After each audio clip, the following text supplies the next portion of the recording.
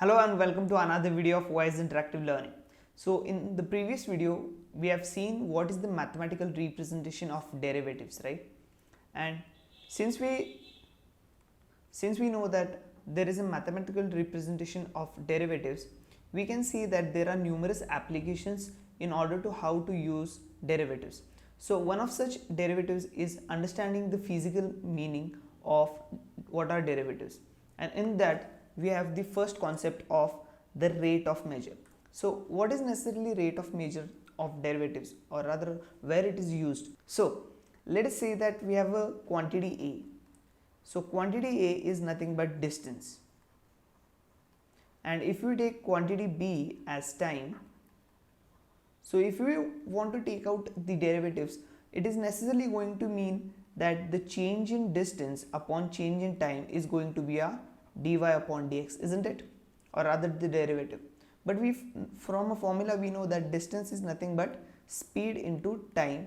So we can say that distance upon time, which is our required equation over here. So distance upon time is going to be speed. So from derivatives you can understand that the change in distance upon the change in time is nothing but ds upon dt. ds meaning distance or displacement is equals to the velocity. So we have derived one formula which is displacement upon time is nothing but speed or velocity. I just have rephrased this in their original terms, what we call them, but this was the original dy upon dx, isn't it? So I'll just write it over here. Dy upon dx was speed, and we have learned higher order derivatives. So if I again say that again the quantity A now in this case is speed, and the quantity B remains same, which is time. So speed with respect to time, can like you guess what it is? So if we say the second order derivative of speed, so speed with respect to time is going to be acceleration. So in this way we have seen what are the different measures and why it is used in terms of as a rate of measure. The first question is, there is a particle and there is an equation given which is in terms of distance as opposed to the time, and they have asked us to take out what are the velocity and acceleration at time equals to 2 seconds.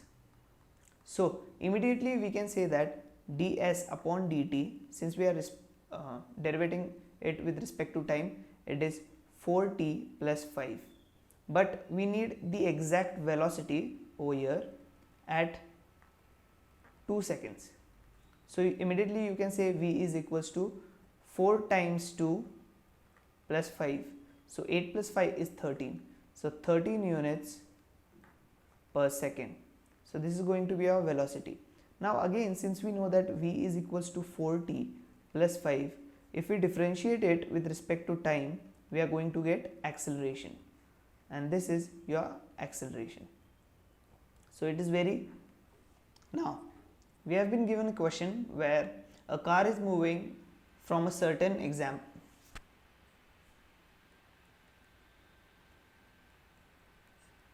So this is the question.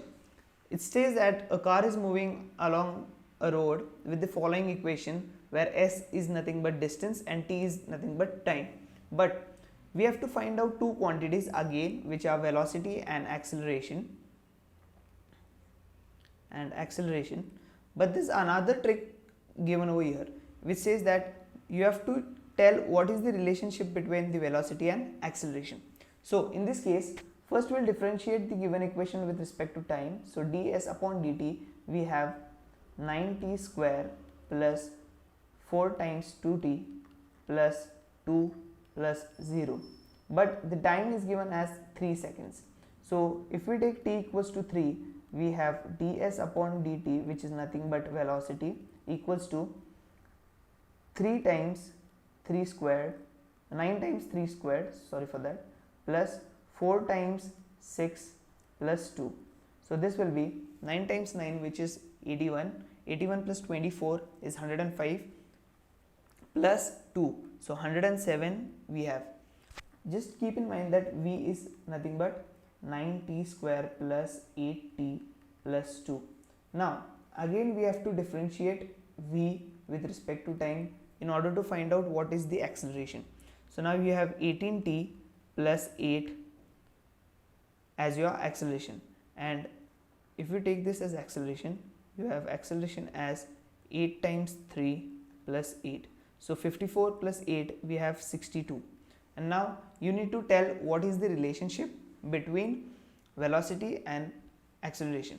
So we can write out two equations in front of each other, which is 18t plus 8. So from this, if you substitute t in terms of v, then we are going to finally get the answer. So if we take t from here, so you have t equals to a minus 8 divided by 18, and if you plug in over here 18, so you'll have your final answer, which is in terms of a. So obviously I'm not going to do this. So in this manner you can tackle all the examples with respect to the change in quantity of one with respect to another. So in the next following video we are going to see what is approximations.